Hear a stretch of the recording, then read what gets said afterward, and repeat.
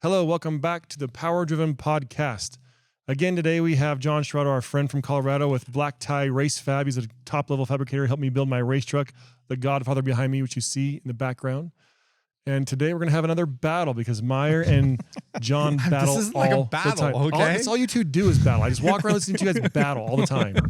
It's not battle. It's called In bicker. the left corner, we have John Schirado, King Mechanical, the P-Pump Wizard, the super guy who goes super fast and mechanical. And over here, we have the guy that Meyer. basically built Dodge truck. We have the guy It's Meyer. not a competition. I didn't basically build it, but some You stuff. put some wires in it. What are you talking about? whatever. You know, yeah. It's Butt connectors, little wire nut action. Yeah. Boom, made mechanical fast. All right. So John likes mechanical trucks for racing. He feels like it's the play. He always has. He has very passionate discussions about it. And Meyer just argues with it.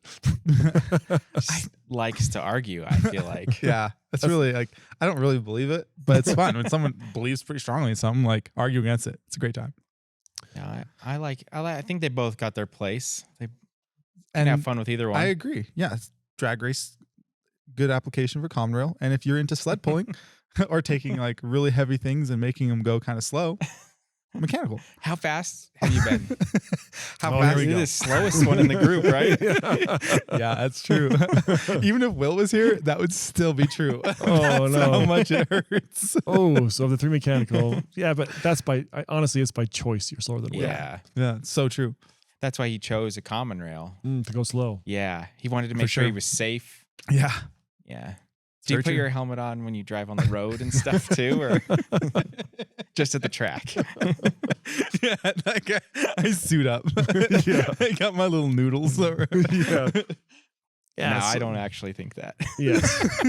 All right. This is gonna be brutal. So mechanical trucks, P-pump trucks. That's Yeah. what you've raced. You grew up racing. I raced them.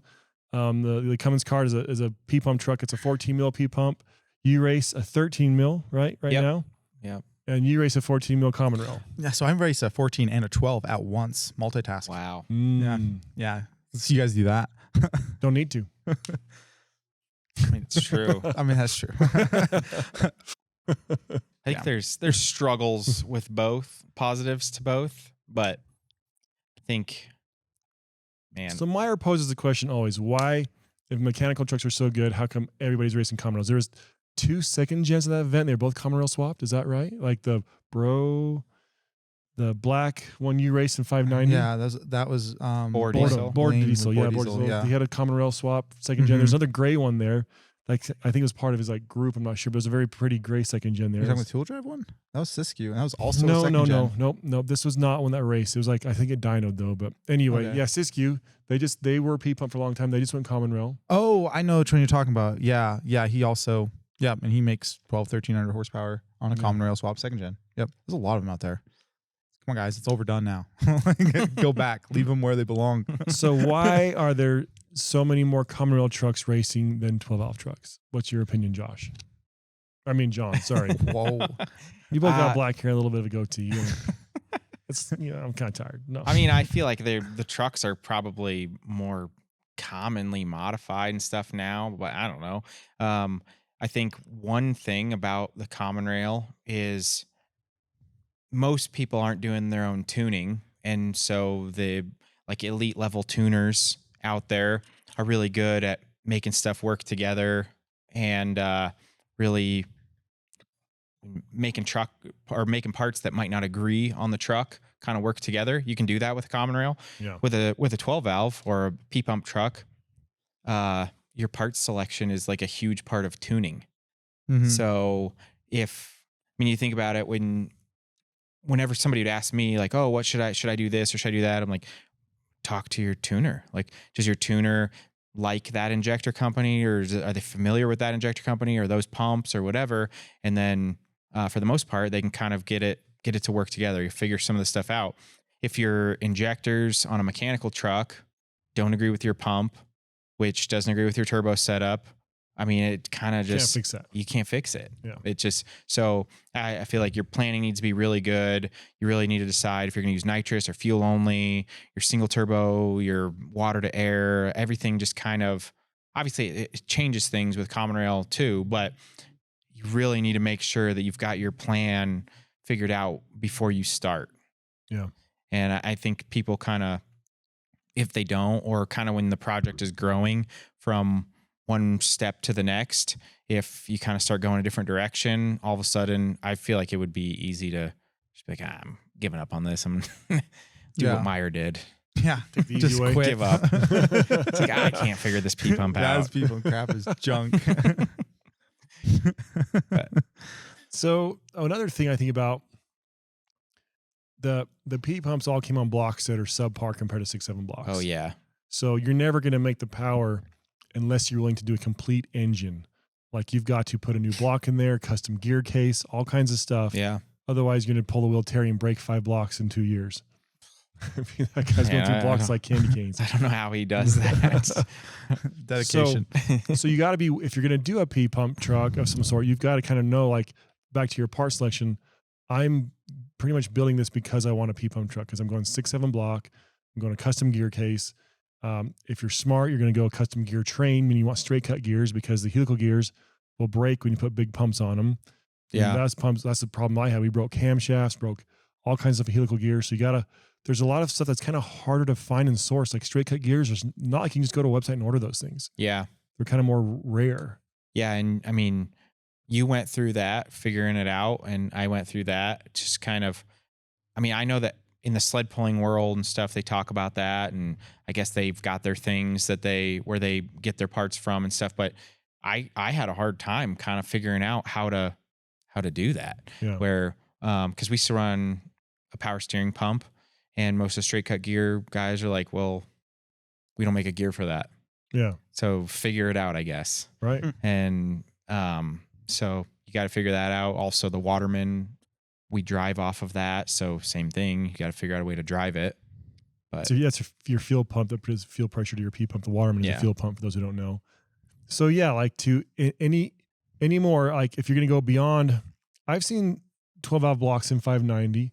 There's a truck in Texas a couple years back that he's very, very, he's a little bit lightweight and he is very deadly. Yeah. So I think up to like 590, which is not a slow vehicle, you can make him work. kind of, I mean, it depends on the weight of the truck. Right. Like I think both of us at one point, I mean, I know that it's very possible, but I don't think I ever got in the fives with the 12 valve block. Yeah. But my truck was 6,600 pounds, 6,700 pounds. Jeez. So, I mean, it made like 12, 1,300 horsepower for a while. And then it was running like 6.0s. And then I turned it up a little bit. It was making like 1,500 and it split the block like down the middle. That's right. I mean, 1,500 is kind of wheels. Like if he ever goes past that, he gets that number and that block goes by, no matter what he's done so far. The last one, I'm not sure if the block went by for less pistons. The block may still be surviving. Yeah, I think this block's fine, but that one's, it's sleeved, it's filled. He's got filled. some other reasons why the block survived, but he ran it out in the quarter mile. And that is another reason that I think that people go away from the 12 valves is because old knowledge of 12 valve is you want more power, you put more fuel in. And then when you're out of turbo and you have no more fuel to throw out it, you just say, oh, okay, well, I'm gonna play with this spray. And now you've just gotten the thing way too hot. Melt down. And whereas common rails generally run a little bit, I mean, you can make the same mistakes, but it's just not as much of a cultivated habit of everyone. That everyone does.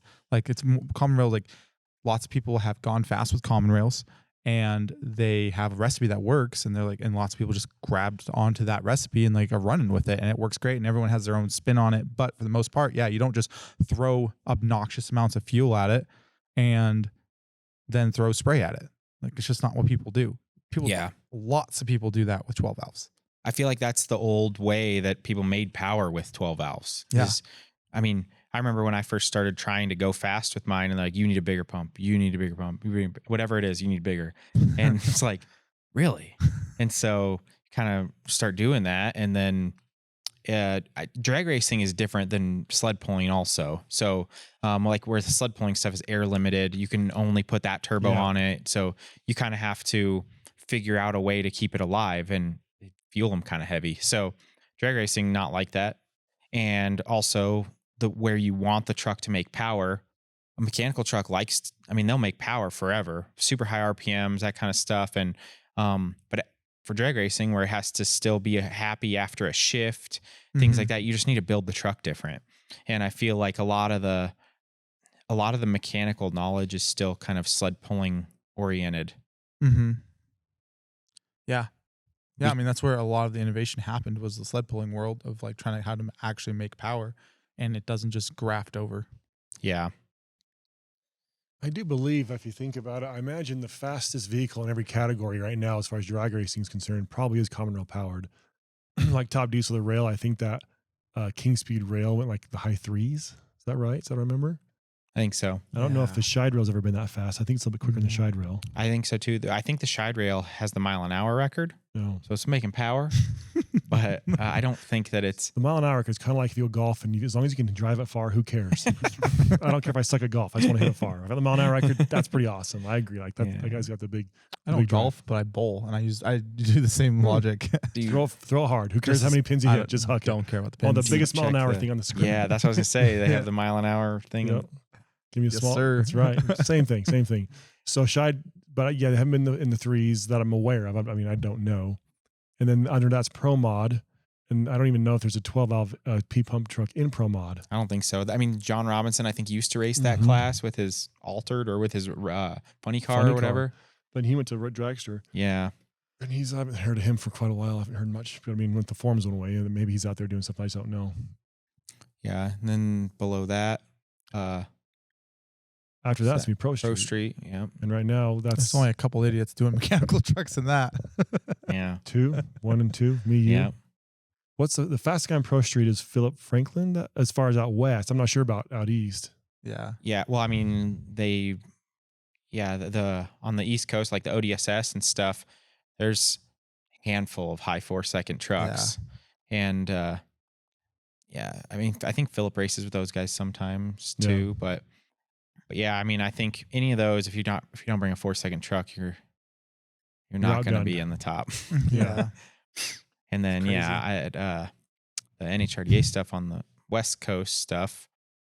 Philip usually races West Coast stuff, so yeah, he's out of Arizona, and he's a high 4-second truck. I think Philip's from Texas, right?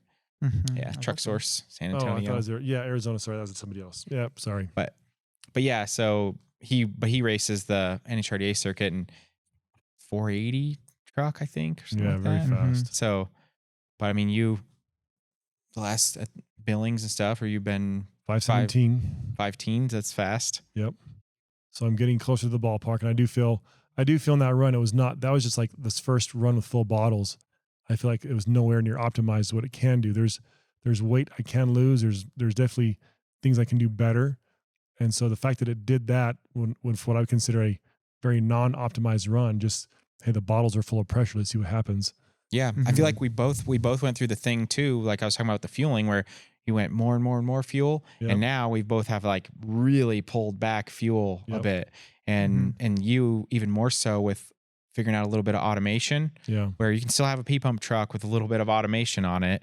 And that makes a huge difference. I was going to say, it's pretty huge. Oh, it's freaking life changing. I feel like without the stuff that we're doing now, which hopefully we can bring to the rest of the world very soon, we're working on it. You really couldn't compete.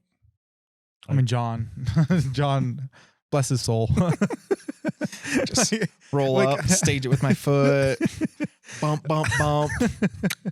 Do you have a bump shift box? Everything? No bump box, dude. Okay, so I don't even have a bump. I don't know how many people know that are watching this podcast, but like John is a legend for this. So I'm over here like wanting automation in my 590 truck. I ran 590 one time. I'm like, yeah, this is crap. I need automation. I don't want to do anything. So I have line locks that drain the pressure to the right amount. I have a trans brake, and so I don't have to hold the brakes. I have a bump button that doesn't matter how long I hold it, it's going to bump me forward the same amount every time. Like, this is all very basic stuff. Most people in this class are running. And like if I had Nitrous controller that would control Nitrous automatic, I can ramp in on based on anything. I have like fuel management, power management, a staging limiter. I have a lot of different like automations to where I just can put my tune up in the pits and then roll up to the line, and it's just going to do all of it. And if I want to make changes, I'm not making changes at the line. I'm making changes in the pits. John has none of that. So dumb. So he just gives it. Like I was racing the shorty this weekend, or whenever that was, and I was like staging it, and I had a thought of like I staged a little far, I had to let out a little bit, and I was like, dude, how does John do this? Because I was like, this is terrible. Like this sucks. I mean, part of it, I've had that truck for like 20 years. I got it when it was stock, and then I've grown with it. But yeah, it's just once it gets to a certain point where you need automation for consistency, and it just becomes like honestly kind of irresponsible, which I feel like is the level that my truck's at right now, where you mess up like something, it's making 2,000 horsepower or whatever. You mess something up, and all of a sudden, just mass destruction can happen. And so, and even just that, I mean, at that level, you're not making 20 passes. Yeah. If you boof a pass, like not in one event, like just by time, like you have to cool it off between, everything. So it's like you got an X number of passes, and if you boof a pass because you launched too hard or not hard enough or whatever it is, you just lost that data. Yeah. And now you have to go cool the truck off again, start from scratch, and then try to do it right the second time. Whereas like when you have automation, it's going to should work every time. Yeah. And it's just, you get that data so much faster. It's so much better because you look at something like, say you're trying to figure out your 60-foot tuning, which is huge, even at the 590 level. Mm-hmm. I mean, honestly, even at the 670 level, like as soon as you get into real organized racing, your 60-foot is so important. Mm-hmm. And you cannot tune your 60-foot if you don't know what's happening. If your leave is different every time. Yeah. So say you wanna your goal is whatever, 1.5 60 foots for a slower truck or whatever, but and you're trying to get that 60 foot, and you don't know if you should make a tire pressure change, a shock change, a bar change, whether you're running Caltrax or a 4-link or whatever, because one time you might leave at, we'll say 10 pounds of boost or 12 pounds of boost. And then the next time you accidentally left a little spicy, you left at 16 pounds of boost. That could be like hundreds of horsepower difference. Yeah. And and so it doesn't make sense once you get to that level to do that. So currently that's what I'm going to try to do to my truck before we race again, is get a little bit of automation. Mm-hmm. So I do feel like I say, for a long time, you couldn't consistently do stuff to 12 valve enough. But I do feel like the stuff that we've been developing here, the stuff Mario's kind of been working on and is in our trucks being tested. And like I say, we hope to have it out to the public soon. But the control we have now, we've just never had. Yeah. It's not been in the world. It's so cool. It's not been needed because in the past, just fuel won the day. And so 12 valves would win because they had the fuel. Now common rails come up and with all the automation, all the control, they just took over drag racing. Yeah, but I don't know how long it's been since a mechanical truck was really competitive in any of the pro classes. Mm-hmm. It's been a long time. It's only been the Scheid rail in his top level class. The Scheid rail, and then like Robinson when Scheid had their other truck back in the day. But yeah, I mean, it's basically when you could just overcome stuff with horsepower, and now it's kind of to the point that, I mean, you go to a diesel race and a lot of the trucks are like real race cars. And I mean, it's not how it was 10 years ago. Yeah. Mm-hmm. And so, but I'm excited to get some of the stuff on your truck, because I do feel like maybe after next season or something, but I don't think I'm going to race until I have that stuff. So we'll see. Yeah. Like I said, it just feels irresponsible to do that. I mean, when you try to stage, you're like throttle with your right foot, brake with your left foot. I'm like dragging the brakes into the second bulb, grab the trans brake, and then hitting my spool button with my left hand, trans brake with my right hand. And then shift it as soon as I launch. Do you have a bump button, or you just let off the trans brake? No, I don't even have a bump button. It's like the most archaic thing ever. It's literally a trans brake button. And it's like, I forgot, because your trans brake is not. Oh God. See, my trans brake also does my limiter, so it'd be stupid for me to let off my trans brake, but it's just a trans brake. Yeah, it's so just, you're like using all 4 appendages. Trying to get in the lights. Yeah. Dude, you look like a toddler. Yeah. Just like riding a bike. Yep. Like not even a real bike. Like a little walker. Oh, and then as soon as I let go, I'm shifting. And yeah, it doesn't make sense. Do you grab buttons down the track too? You just like sitting there grabbing like. I mean, I have a scramble button, but I usually have too much going on.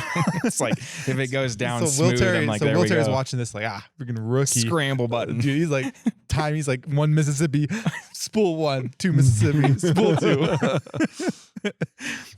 Pretty much, yeah. That's Will Terry's. I don't know why he keeps swim blocks. It's really weird. It's not like we're being irresponsible. Yeah. I mean, I guess I do have a Nitrous controller. It has a Davis box on it, but even that.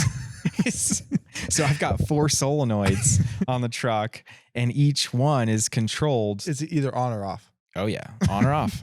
There's no modulation, so each solenoid just has a line to a jet. And I'm like, I need more power, less power. So, I mean, one good thing, I can run smaller solenoids. Don't have to run those big ones. A little weight savings? Yeah. So, yeah, it's got 4 solenoids on it and then a purge solenoid. The purge solenoid is for my spool button, and that just has like a 50 jet in it. So you just kind of... You purge it into the turbo. Yeah. Just give it a little bit wake up. Nice. So, with your Davis box, with your Nitrous controller, how do you control it? Do you have it like off of mile an hour or something? So you're going to be impressed. Or do you have it just like the moment you go into the second bulb, it just starts a bunch of stopwatches? All right. So it's all timer based. That's how the Davis box is. But it's got an arm and then 2 triggers. And so the second trigger won't work if the first one is not applied. So that's another thing. Trigger 1 has to come on first, and then trigger 2. Yep. You hit trigger 2 first and then 1, it doesn't work. Correct. So that's funk. Yeah. So how mine works is trigger 1 is floored. So it's got a micro switch on the pedal. So yep, there's that. And then the second trigger. Dude, I don't know why I'm enjoying it so much. Just feel like you're talking to a caveman. It's just like, I don't know. This is great. Watching your analogies of you riding your trike is just so great. You're like, so what was it like when you first saw fire? Yeah. How long did you rub those sticks together? Oh dear, my. I'm sorry. I don't know why I'm enjoying this so much. Please continue. Trigger 1's on the throttle. Yeah. Throttle. Yep. Okay. And so the second trigger is the 1-2 shift. Okay. Micro switch on the shifter, which I also control because it'd be dumb, to have that an automatic or have it air controlled or anything like that. So yeah, for sure. Manually shift that. So timers is that how? So but you got to be careful because if you launch and if your foot comes up a little bit, it's not all the way. That trigger 1, you got to plan it. Yeah, it's got to be through the floor to hit that trigger. So yeah, and then it's all in. I think the 4th kit is 1 second after the 1-2 shift. So it's like 0.2, 0.3. No, it's faster than that. So it's 0.2, 0.3, like 0.5 and 0.8, I think is the 4th kit after the 1-2 shift. Just like ramping it so all it's in all there. in 0.8 after the 1-2 shift. That's 2 like, so I mean, we've played with different stuff where you're not spraying out of the hole at all. No. Why? Because how would I trigger that? I only have 4 limbs. Trigger's the 1-2 shift, bro. I only have 4 limbs, dude. I want to see what was like in your mouth, like put a micro switch like in my armpit. You crunch down on it. Yeah. No, that makes sense. That's how I would. That's how Will would have done it. Yeah, that's a good idea. Yeah. Oh yeah, actually, we're gonna screw automation. We're gonna get one of those. Yeah. Oh gosh. So as I said, sort of irresponsible. But yeah. So but it went fast. What are your 60 foots? 130s. I mean, that's high 130s. It's impressive that you're doing that. Like, I would have thought you had to like spray out of the hole harder, but it's working. Yeah, single GT55. So yeah, first gear is all fuel only. But yeah, single GT55. It likes RPM, believe it or not. Really? So yeah, when I leave, it has to be pretty well. What do you watch when you leave? Like, what do I watch? Yeah, how do you know you're leaving at the right hardness? Boost? Yeah, you looking at boost? I mean, just hear it. No. just like the GT55. I'm just in tune with it, The GT55 hits that certain pitch, you're like, she's ready. So I mean, usually So when I roll up, I'm dragging the brakes a little bit and trying to get a couple pounds of boost, 1 or 2 pounds of boost. And I'll hit the first bulb with like 1 or 2 pounds of boost. And cause I know that if it's built something, I've driven the truck enough. I know I can make it light. And so I'll bump into the first bulb with 1 or 2 pounds of boost and then let my obviously competitor hit their first one. And at this time I'm like dragging the brake, and then I've got my delay on my trans brake button where I'm getting it into the second bulb. As soon as it goes into the second bulb, I grab the spool jet and just kind of like start getting that. Yeah. And it'll spool on fuel, but not just a lot going on. I need to get it there fast. Otherwise, if I roll in I can hit the first bulb with 5-6 pounds of boost, and I know it'll come up super fast then. But I don't really want to do that because it's hard on the converter and everything else. So yeah, I mean, I hit it with the spool jet. It comes up, and usually, I mean, it depends on, obviously you're learning every pass, but we'll say that I'm trying to leave it 20 pounds of boost, where I'll leave it 20 pounds of boost, and I'm just kind of watching. It's got a race pack in it, and so I'm kind of watching my 20 pounds of boost. I'm like, okay, cool. That's what it sounds like. That's what I'm looking at and stuff like that. And then I look at my data logs, and a lot of times it does change a little bit, which is what is so bad about trying to tune a 60 foot when I might, and in a truck like that, I mean, it's making a lot of power. So if I'm leaving it 20 pounds of boost, get it there, 20 pounds of boost, I look up at the tree drops, and I might have left at 20 on that pass. I can look at the data logs and see that. The next pass, I race Todd, and he gets in my head, and, I might leave at 32 pounds of boost, just annihilate the tires, drive through the spin. You never know. Yeah. It's hard telling. Yeah. So I feel like things consistent and automated is like huge. It hugely is different. It is. I was like, I was thinking about this topic of like, you went pretty fast, and like, it's funny. Like you two are like the only ones right now doing that. I guess you don't count. You haven't raced in a year, but so Todd, you're like the only one that's doing that. And like, why? Like, it didn't feel like we went through any like huge adversity. Like, I feel when Warren's like trying to make 2,000 horsepower on a 6.0, I'm sure he's earned it. He's gone through plenty of things to try to figure it out. Like, I just didn't feel like we've also done that. I feel like people, like, not a shop, but just a person. Mm-hmm. Joe's built a truck in his garage. People come and they do, and then they grow out of it. Mm-hmm. Like, you kind of have a hobby, you hit it hard, and you realize, okay, racing's really intense, and I gotta work my truck a lot and the brakes, and then for a while you're willing to do that, and then your kids get older or something like that, and I think people, not everybody, but a lot of people kind of get into it. They have their good 10 years in it, and they kind of fade out a little bit. Mm-hmm. And I think like people getting into it now, the next round of people, nobody is looking at 12 valves. Half the reason there's so many common rails on there is nobody's thinking about using a 12 valve. People don't even know what they are. Yeah. Like, what is we've had people at the racetrack not even know what that is. Dinosaur technology. Yeah, like this, or if they heard about it, but they didn't know you can make big power with it. Like, It's like they have literally no clue. Huh. And so I do wonder if like the group of people who are doing the 12 valve stuff in the drag racing, which was never huge. Yeah. I mean, honestly, when you get into west, it's true. Like when you get into drag racing, like when you get into any hobby, like or sport, there's a reason you're getting into it. You have some kind of a role model in this game, and there's no mechanical role models really. Yeah, I mean, you got Ryan Milliken, you got Firepunk, you got everybody in the East Coast is common rail. That is true. That is. You just don't have any, like, I mean, and I'm not like out there preaching mechanical is the answer. I mean, I fully well understand the common rail answer, and it's a very logical solution for a lot of people, and probably the correct one, because it is probably easier in a lot of ways. Like you said earlier, you can offload that tuning responsibility. You know, if you don't know it, you can get, the recipe is known. It's almost like turning into a small block Chevy world. Like, okay, here's a turbo you want, GT55, good flowing head, some good size injectors. If you want to go real fast, we'll talk about aftermarket ECUs, but 849 for the win, get you real fast. Yeah, I mean, remotely you can't do that kind of stuff with a P pump where you're like, all right, so somebody buys a turbo from you, they buy injectors, a pump, and you're like, all right, do all this stuff. You're going to start, here's your kind of starting point, leave your timing here, your fuel settings here, and then see how it does. And then, you're going to have to add a couple degrees of timing here and there. Just keep adding timing until the diminishing returns and blah, blah. So Yeah, it's true. Like 18-year-old kids, like, I don't want to do that. Yeah. How am I going to do that? Yeah, I mean, that is a good point too, because like when I have people that call in or have questions, whatever, I mean, if they got a common rail, like throw me a data log. I'll see what's going on. Maybe it's an easy answer, and so you can kind of see with the data log. I mean, you have a good eye into what's happening, and you can make it make sense more. With 12 valve, like someone's like, "Oh, it's not making the power." I'm like, "Okay, well, you have a laundry list of things to check."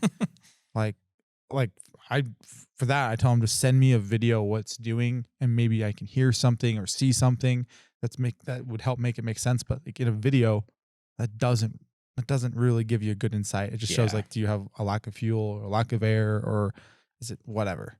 And so it's true. Yeah. Like I don't know how you even start to help somebody with that, or and even on top of that, where you're like, okay, well, what's your timing at? Well, I don't know. I think it's around 18. Or like they think it's at 18. Like how do you, if they are capable of adjusting it, doing what you told them to do, it's probably, depending on the person, it could be over their head as to how to verify that even. Yeah. I mean, back to my point of people like aging out of this, it's like, I think back when you and I were first starting racing and when I met Will Terry, like, I mean, Rob Coddens was like the super street king that Duramax couldn't beat it. And they had like, who's the guy that did the 1090? He's also a Duramax guy. Oh yeah, I remember. From Shoshone. Oh gosh, dang it. Vernon. No, Southwick. Verlin Southwick. Yes. Yeah. He would win always. Yeah. I got one win against him, so I felt pretty special. So he was, I mean, there's how many people that we just met and knew. The guy who, I mean, there's lots of people like, I haven't seen him for years. Yeah. They're gone, and you kind of get in, you get out. And so I'm not sure about the East Coast, but out West, the people I recognize is going to be, I mean, I see Donovan at an event, Donovan from Canada once in a while. He's been going back this whole time. That's about it. Like there's nobody from like way back in the day. Way back that I think I met like, I mean, the group now is great. Everybody's just cool like they were, but I'm thinking like who, well, no, Wade Minter, he's still around from Triple Max. He's been around a long time. All the truck source guys. But Wade and Franklin, the what's the other guys? He doesn't race anymore. The older one, Chris. Maybe I just haven't seen the owner. Yeah, I just see him working on Wade's truck. He may still have a race truck. I just haven't seen him race. So they're building a new truck. So he's gonna come back. Yeah. So obviously they're a big common rail shop and do amazing stuff. Yeah. His new truck's sweet. Is it? Yeah. It's an Allumaduty Ford, Pro Street truck, cool. IFS, 9-inch in the back. Yeah, sweet. It's big Pro Street truck. Yeah, that shop's always been very fast. But aside from them, I just think like there's a lot of people we used to see a lot that we just never see anymore. I think some of that is the West Coast racing scene kind of died. Yeah. There was, I mean, the NHRDA was around and they went away for a few years. Mm-hmm. And so where are these guys all going to race? And maybe eventually they'll come back. I don't know. That'd be cool. And I know that there's some guys in California that race, and a lot of those guys, like a few of them, like the Dow brothers, they were around, and the Dow brothers got big into gas stuff. I mean, I think they always were, but and a lot of those guys did different kind of gas diesel racing or no prep stuff or whatever. But I know those guys never went away. They just don't go when the events weren't around, they went somewhere else. Different events to go to. Yeah, so maybe my thoughts is not wrong. I just think that because I haven't seen them, but still, like think about when racing got big out west, the 12 valve was already like kind of, they had Duramaxes and common rails that were already kind of like creeping up pretty hardcore. Mm-hmm. There wasn't very many. I mean, they had John Robinson, Chad Riley. Remember that alternate? Yeah. He had that's P pump. There's a couple of P pump stuff that were kind of at the end of their game. Yeah. Not the beginning. And that's kind of when I came in the scene, but I don't know. I mean, obviously back to the subject at hand is common rail versus mechanical. There are some real advantages to a common rail platform. Traction control. What do you use for traction control? That's funny. Yeah. if I feel like it's slipping or kind of, I mean, I'll drive through the slip a little, but if it gets a little too wild, just let off. little chop. Yeah. Oh, and my Davis box, I said just on a timer base, like 1, 2, 3, 4 kits. If I let off and then I get back on, it only turns 2 kits back on. So. Oh, good. Did you set it like that? Yeah. Why? Because I If figured 4 if kits I was too much, then maybe 2 kits is the right amount. yeah, I like your logic. I didn't want to hit it with 4 kits again. Does it so- come on immediately? Yes, Oh yeah. right back on. So if I pedal it, 2 kits right back on. I thought 4 kits was too much. Yeah, that's unreasonable. Yeah. So, I mean, right now with the spicy tune-up in it, that I mean, when I lined up against Todd, I was like, if I lose, it's going to be because it's broken. And so that was 2 110s and 2 136s, all on their own solenoids, 2 -8 lines feeding the manifold. Like it was. It's about to go down. Yeah. I mean, it did. It went down, but it was not super happy about it. Spun a little bit, but yeah, I mean, less nitrous than that was like just under 2,000 horsepower on your dyno. And so, but yeah, I figured if all of that was too much, then maybe like we'll roll back into it with 1,700 horsepower on the second pedal. So feel it off. Traction logical control. solution, you There know? you go. I don't even know though. I mean, I know in common rails, like the way to do traction control would be similar that they do in a gasoline, where you could just drop timing. I don't know if you can do that in an 849 CM or if you need Motec / Bosch. I mean, you'd have to know. You'd have to.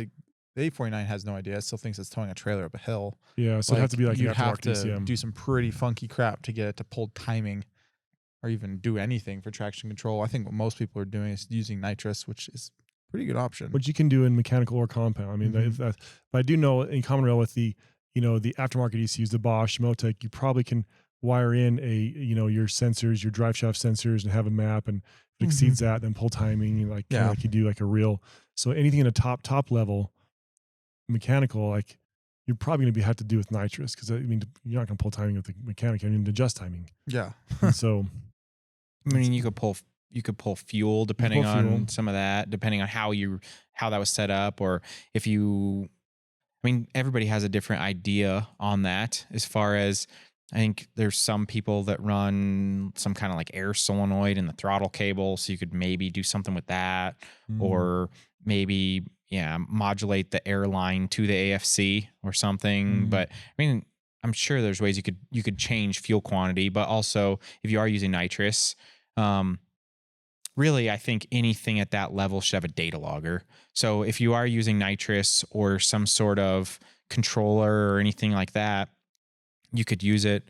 I mean, my Davis box is literally just a timer-based thing, and kind of did it like that with the only putting half the nitrous back in it. But I mean, I have a race pack, and they have like a smart wire that you can put on it, and or there's Haltex and Fuel Tex, and you guys are playing with some of that stuff. But I guess the fuel would probably be the quickest way with the stuff if you've made. Like if I wanted to sensor that, sensed, okay, my drive shaft's acceleration is above the line I've created, which means I'm probably spinning. At this point, drop fuel. You could do that, and that's probably your quickest way to react, rather than nitrous going through your system and all the intercoolers and have to get through the. I mean, I think couple both cycles. are pretty freaking fast, but yeah, fuel's probably a little bit faster. I think you have to just play with. You just have to be careful, because you don't want to pull out too much fuel when you're still putting nitrous in. Like, there's different levels of you'd have to safety that you want.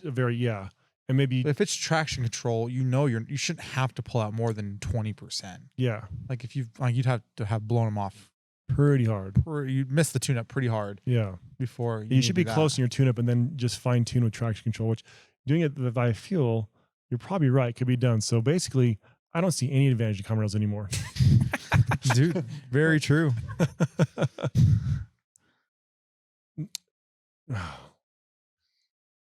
Meyer gives P-pumps a hard time. He calls them poverty, all that kind of stuff. But he's also said, and I do believe they the put reason it in the name. P-pump. If they didn't think that, like, why would they name it that? But he's also said, were it not for us having P-pumps, he'd probably be still playing with it. He gets his it's P-pump. true. I mean, they are fun to play with, and they're fun to innovate on, because they're much more raw. Like, it doesn't really matter what you do with a common rail. You are never doing all of it. Someone else has set up a base file. Someone else has designed the ECM. Someone else is probably doing the tuning. P-pump, like, there's every part of your part. Yeah, every part of it is us. Yep. Like, I mean, you built the engine and stuff, but like, I mean, that's. But as a team, like, you built the pump, transmission, 9 billion engines, building the controller, building the programming, like just programming every Nitrous. part of it. Yeah. Is we're finessing with it, and it's just so it's like more raw. It's more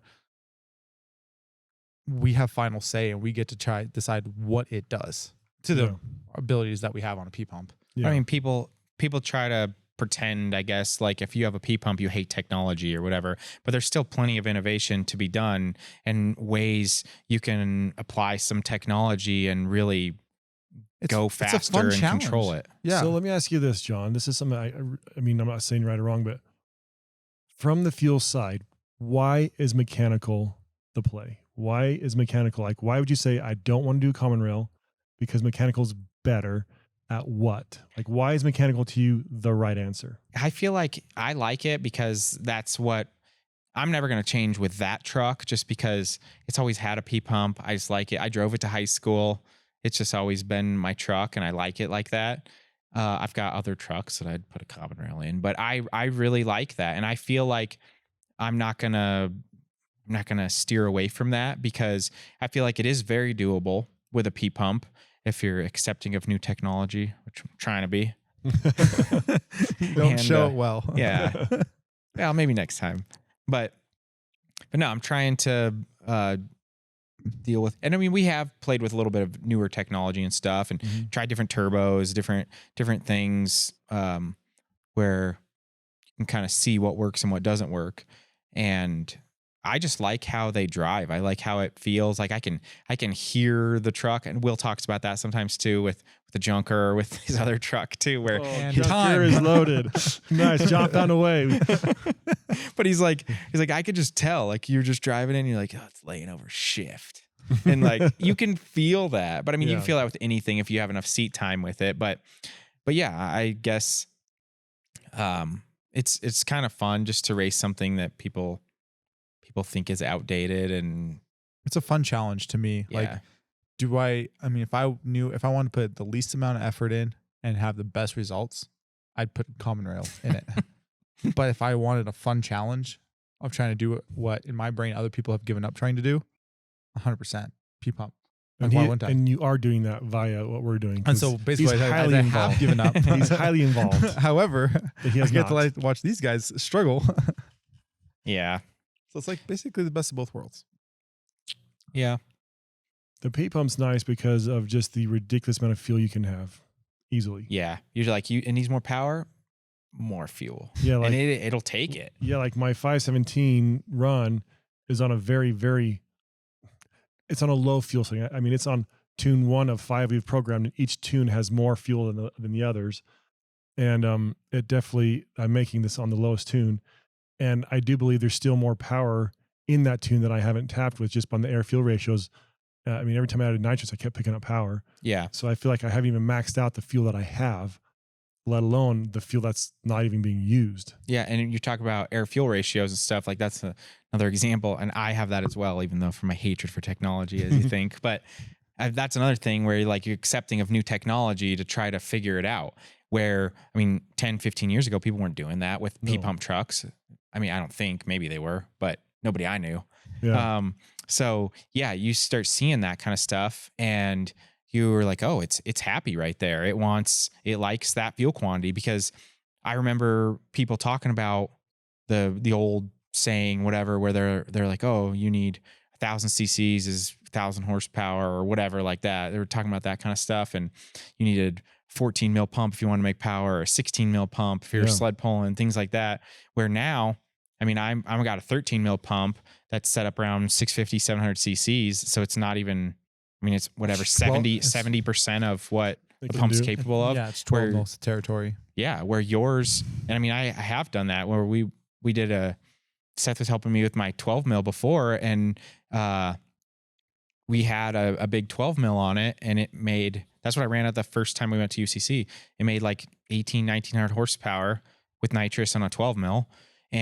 But yeah, back to what I was saying about your truck with the 14, you're running like 50% of the fuel quantity that it's capable of.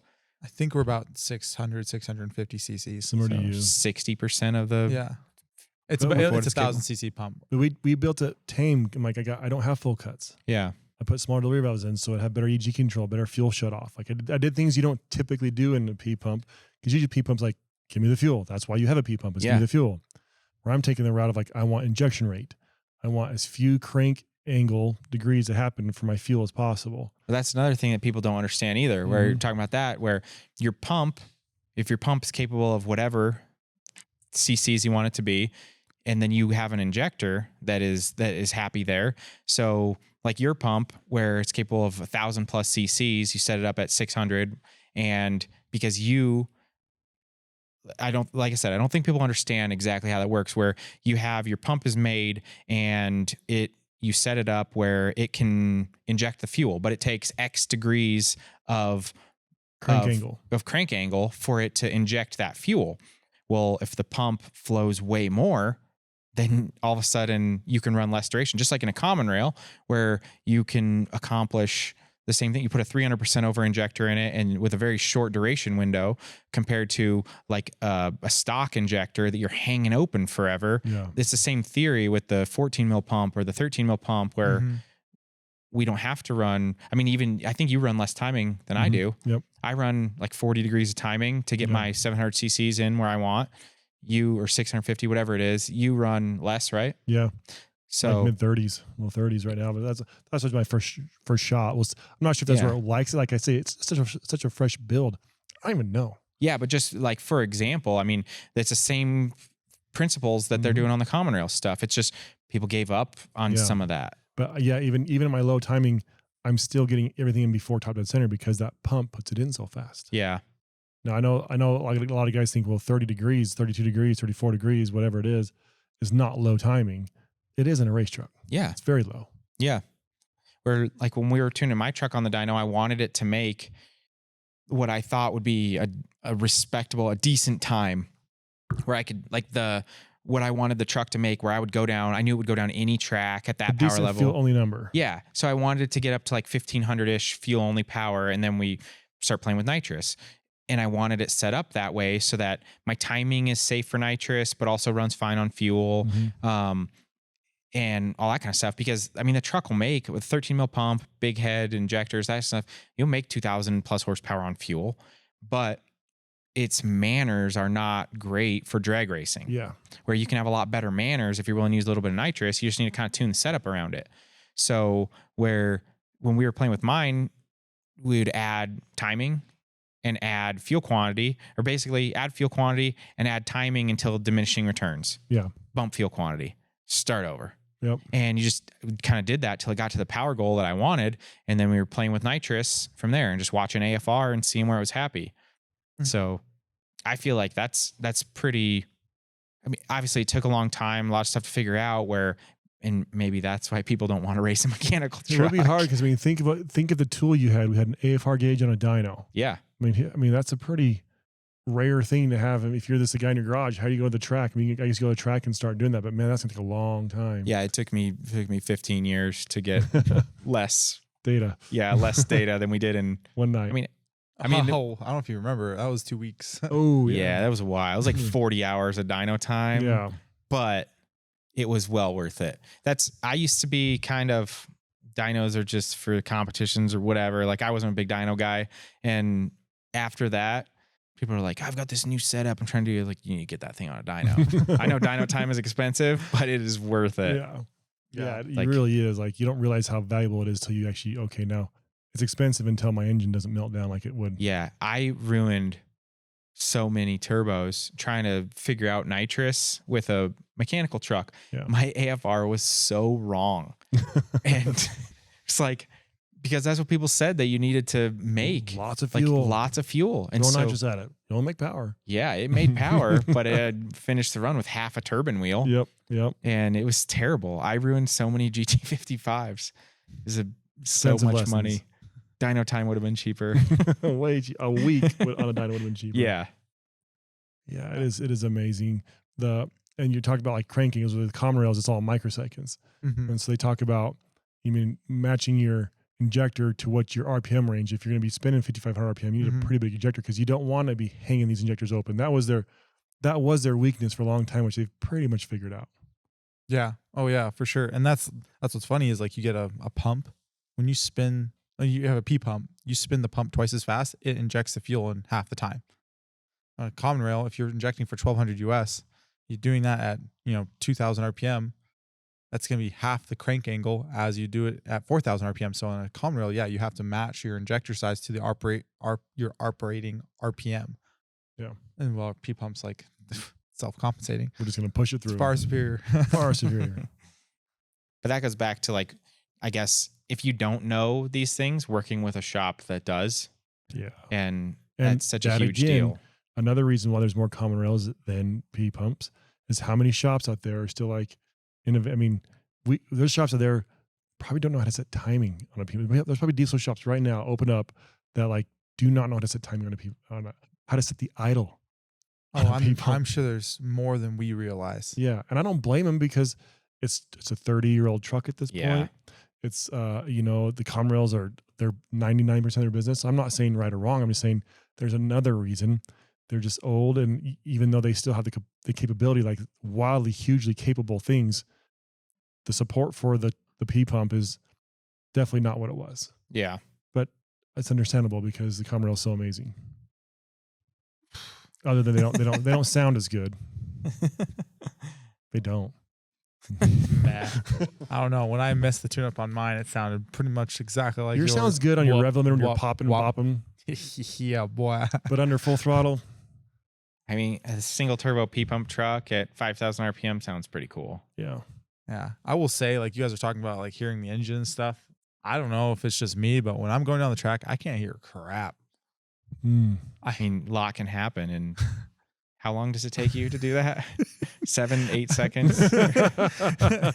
No, I mean, like, I don't know what I'm listening to, but it doesn't seem like engine. I guess good thing yours is all automated. Yeah, it's like shifting off of sound did not work. And that's why I struggled so hard off it. Cause like I didn't have a tack. I had a shift light that worked for a while, but yeah, I could not hear. It was just turbo sounds and like the electronic wires things going on. Didn't hear engine. I mean, would you say for that 10 seconds or less, nothing else matters? That's terrible. It's like I haven't been that much slower. Okay, which I get. I have seconds a lot, but not that much slower. He's like, yeah, I remember 10 years ago when I ran my first 5. I remember the struggles with the low 6s. Thanks, John.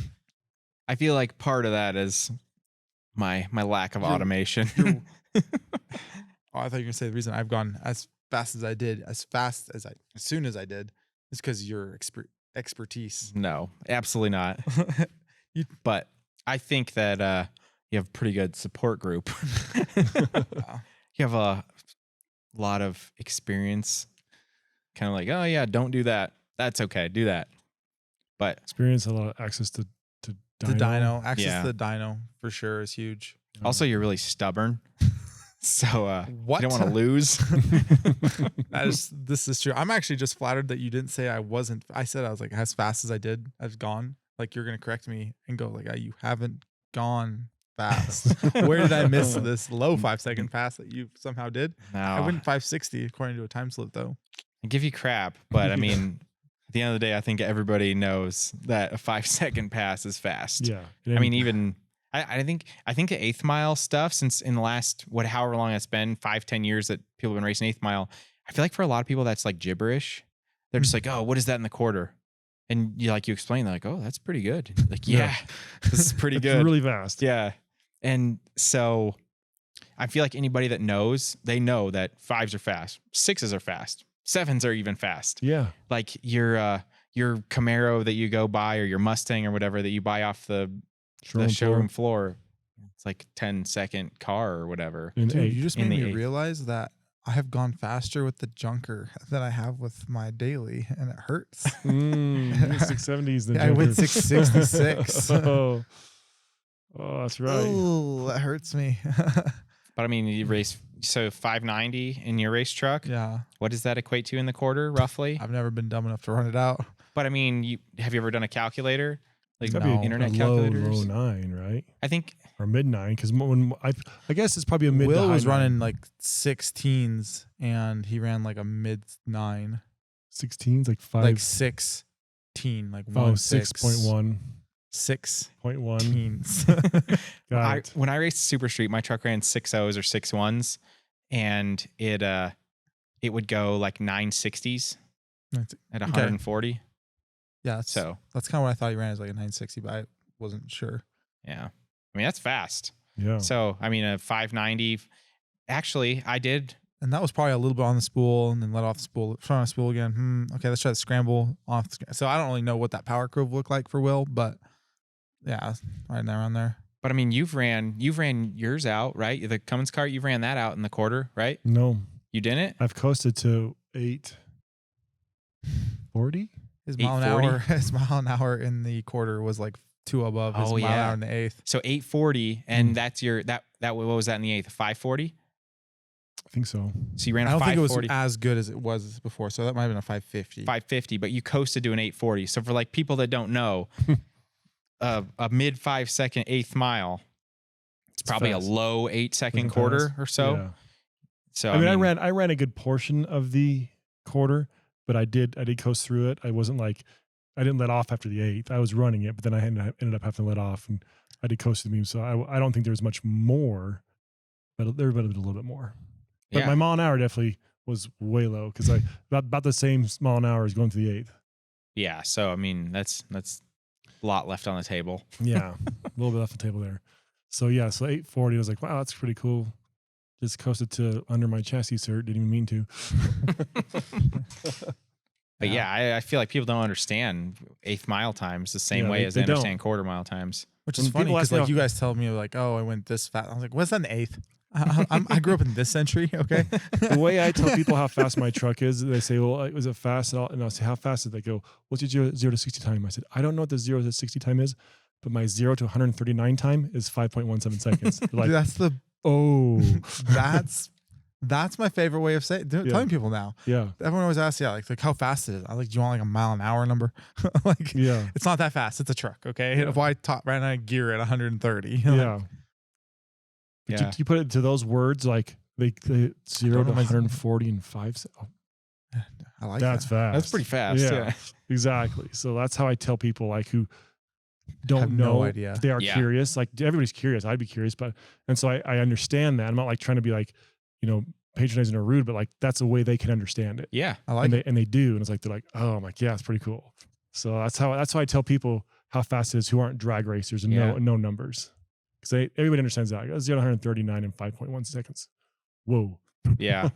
I mean, you compare it to cars, like numbers of like the fastest production cars in the world are not as fast as your truck, not even close. Oh yeah. And so people are like, oh, well, what about like a Bugatti? Is it faster than that? Way faster than that. Not even close. Yeah. Really? Yeah. It's like insulting that you compared it. But like a legit 12 valve, you could beat that. Yeah. And that's always the fun part about drag racing, especially like, diesel's like, I'm taking a truck and I'm now faster than a Bugatti. Yeah. Like, this is ridiculous. Of course, that's not exactly what they were intended for. Right. But you know that. For a couple of seconds, I'm faster than Bugatti. Yeah. Overall, no, I think it's got me handled. Yeah. We went to they have these like touch a truck events where the little kids can like touch dump trucks and things like that. We went to one of those one time with my truck, and the kids, the 5-10-year-old kids, are like walked around like pushing all the buttons. It's like, yeah, that's me trying to drag race. But they're looking at stuff and they're like, how fast does this go? I'm like how fast? Like they're like, yeah, what's its top speed? I don't know.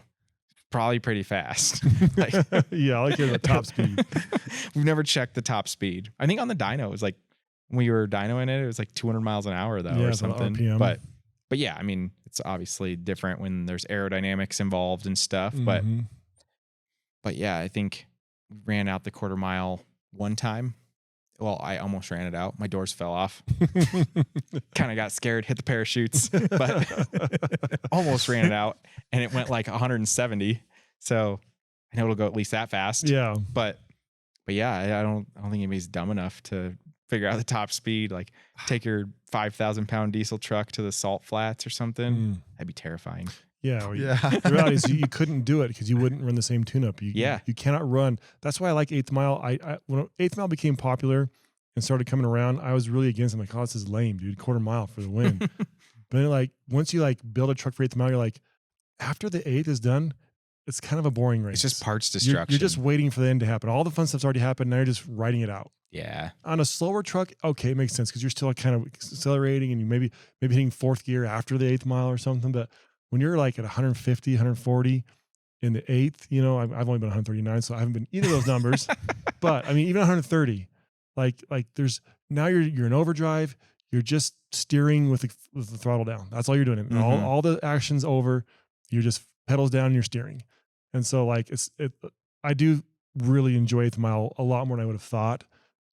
But it took a fast truck to get me there. Yeah, I feel like the parts Yes. destruction in the quarter So much nicer. is rough.